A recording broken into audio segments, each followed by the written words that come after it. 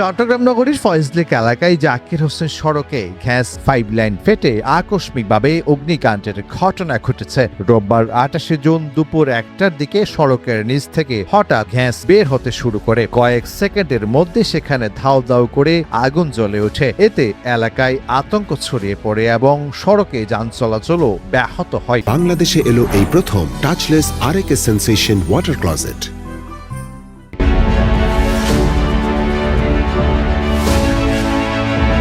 প্রত্যক্ষদর্শীদের দাবি, সড়কের পাশের একটি বৈদ্যুতিক খুঁটির বাতি বিস্ফোরিত হওয়ার পর আগুনের ফুলকি নিচে পড়ে। সে সময় পাইপলাইন থেকে বের হওয়া গ্যাসে আগুন ধরে যায়। ধারণা করা হচ্ছে নালার ভিতর দিয়ে যাওয়া গ্যাস পাইপলাইন ফেটে যাওয়াতে এই ঘটনা ঘটেছে।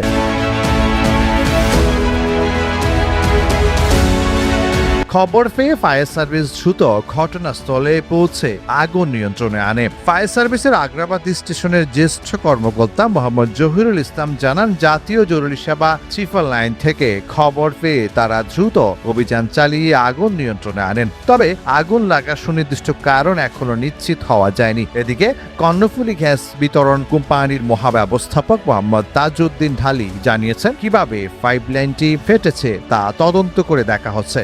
পরিস্থিতি স্বাভাবিক করতে গ্যাস কোম্পানির কর্মীরা ঘটনাস্থলে কাজ করছেন।